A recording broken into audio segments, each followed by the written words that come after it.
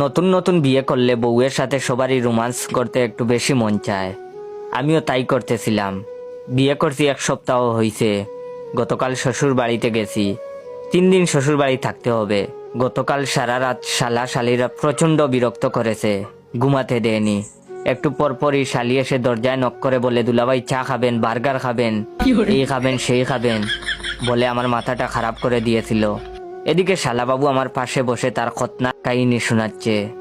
কোন স্টাইলে কান্না করছে, কেমনে হাঁটা চলা করছে, কেমনে ঘুমাইছে, আর কি কি করছে একেবারে A to Z পর্যন্ত বলেছে। রাত 3:30 বাজিয়ে ফেলছে। ওইদিকে আমার উনি আরামসে লম্বা একটা ঘুম দিছেন, মাইনকার চিপায় আমাকে রেখে। না পারতেছি কিছু বলতে, না পারতেছি সহ্য করতে। যাক, 3:40 শালাবাবুর কাহিনী বলা শেষ হইছে। শালারে রুমে থেকে বের করে দরজা বন্ধ করে ঘুমাতে গেছি। ঘুমটা আসতেই বউ ডাকাডাকি শুরু করে দিছে আর বলতেছে, সকাল 8টা বেজে গেছে, উঠো তাড়াতাড়ি। অনেক জুরাজুরি করে আরেকটু সময় ঘুমাতে পারিনি।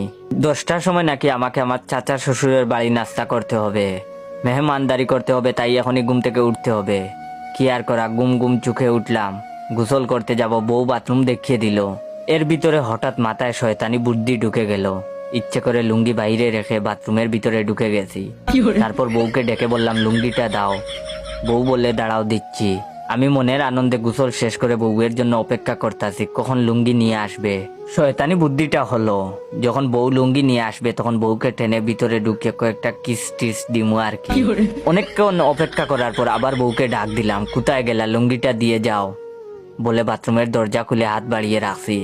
বউ বলে, দিচ্ছি। একটু পর বউ লুঙ্গি নিয়ে আসলো। আমার হাতে লুঙ্গি দিতেই বউয়ের মুখ না দেখে আমি বউয়ের হাত ধরে ফেলেছি।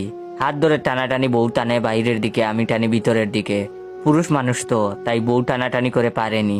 টেনে হেসে ভিতরে ঢুকিয়ে দরজা বন্ধ করতে যাব, তখন জুড়ে ও মাগো বলে চিৎকার মারছি। শ্বশুর বাড়ির সব বাথরুমের সামনে জড়ো হয়ে গেছে। আসলে কাহিনীটা কি হয়েছে এবার আমি বলি। বউ লুঙ্গি দিতে দেরি হচ্ছে বলে শাশুড়ি নিজেই লুঙ্গি দিতে চলে আসছিল। বউ মনে করে আমি এই কামটা করে ফেলেছি। শাশুড়ি হাসতে হাসতে বাথরুম থেকে বের হয়েছে। আমি তাড়াতাড়ি বাথরুমের দরজা বন্ধ করে ভিতরে বসে আছি। সব ঘটনা শাশুড়ি সবাইকে বলতেই হাসাহাসির প্রতিযোগিতা শুরু হয়ে গেল।